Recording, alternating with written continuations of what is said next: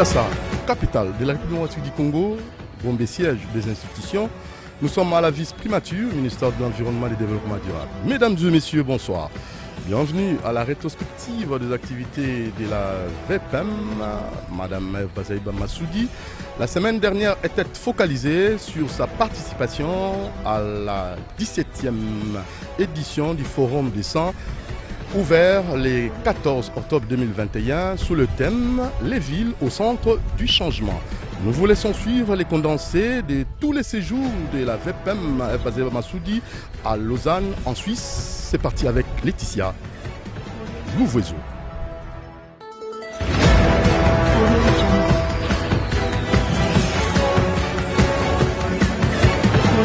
La semaine d'activité de la vice-premier ministre, ministre de l'Environnement et du Développement durable, a été marquée par son séjour passé à Lausanne, en Suisse. Ève Bazaïba Massoudi a participé à la 17e édition du Forum des 100, ouvert le 14 octobre 2021, sous les thèmes « Le ville au cœur du changement ». Dans un auditoire constitué de 1200 participants, Ève Bazaïba a mis en avant les potentialités qui regorgent la République démocratique du Congo, qui, selon elle, constituent des réponses incontournables à la crise climatique actuelle. Devant une parterre de scientifiques, de politiques et le monde des affaires, Ève Bazaïba a indiqué que la solution à la crise climatique passe par la RDC qui détient des ressources forestières importantes pour des solutions adéquates, mais attend des compensations justes pour ces sacrifices. Et à elle d'ajouter que toutes ces compensations ne doivent pas être considérées comme de l'aide au développement, mais plutôt un droit de la RD Congo.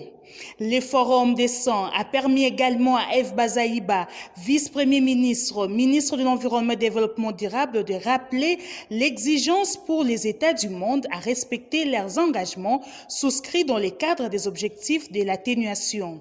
La réduction de la température mondiale à 1,5 degré Celsius, une évidence qui doit être un objectif global pour tous, dit Ève Bazaïba. Nous nous présentons à Glasgow à la COP 26 comme étant RDC pays solution, évidemment, au sein du bassin du Congo. Je vous ai répété la solution, donc le massif forestier qui a cette capacité. Mais maintenant, pour que ces forêts continuent à rendre service à l'humanité, nous avons besoin de ces forêts debout. Et pour que ces forêts restent debout, la stratégie par excellence, parmi tant d'autres, c'est de donner l'alternative à l'énergie, par exemple au bois de chauffe.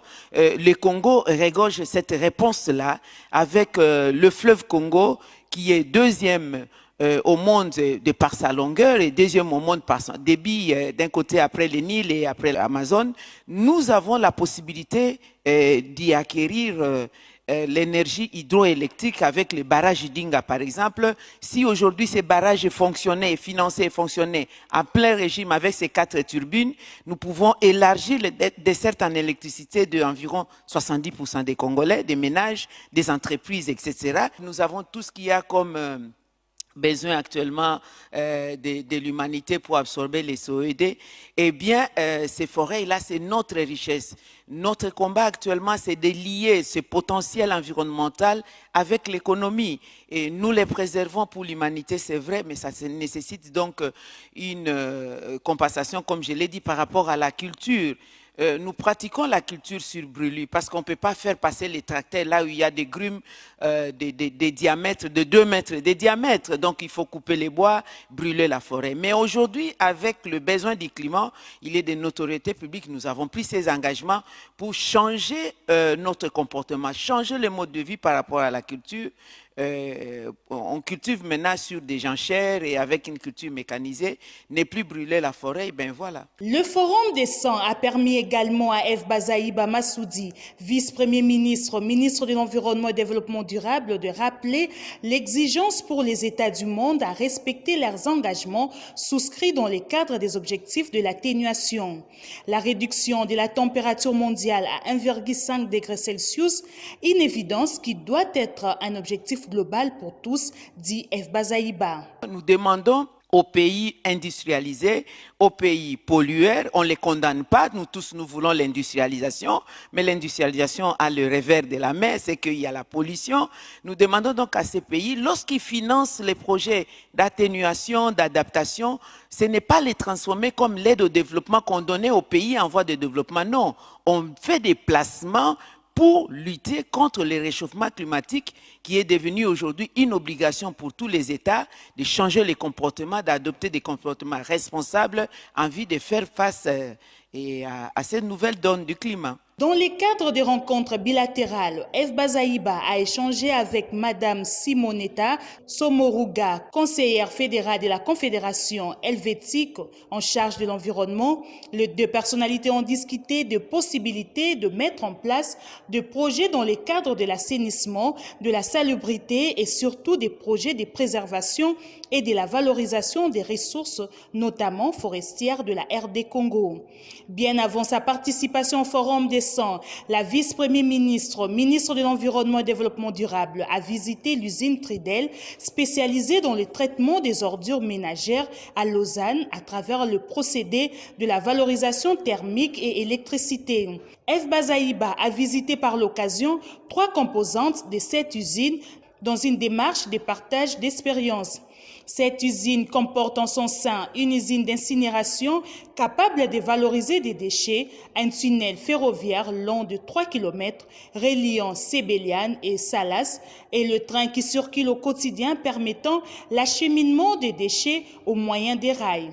La vice-premier ministre, ministre de l'Environnement et du Développement durable, a aussi, durant son séjour dans la Confédération helvétique, visité l'école polytechnique fédérale de Lausanne où elle a discuté de la problématique de la planification des villes africaines.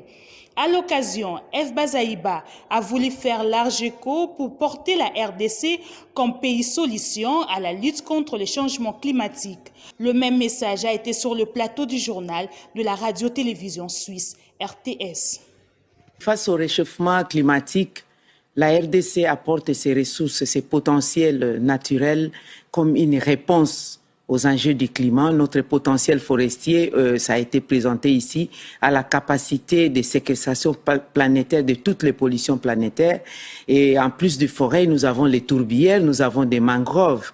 Et à côté de cela, nous avons un grand réseau hydraulique, le fleuve Congo, deuxième par son débit, deuxième au monde par sa longueur. Nous avons la capacité de produire donc l'énergie hydroélectrique pour préserver les forêts et donner l'alternative au bois de chauffe et aussi les minéraux stratégiques par rapport à la transition écologique. Voilà, c'est la réponse que la RDC va aller à Glasgow en étant un pays solution au problème du climat.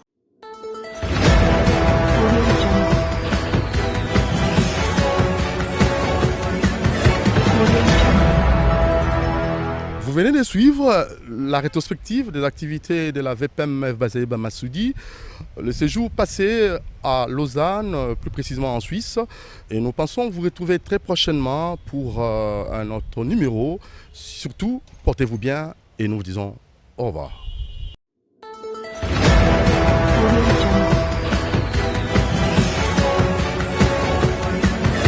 Audio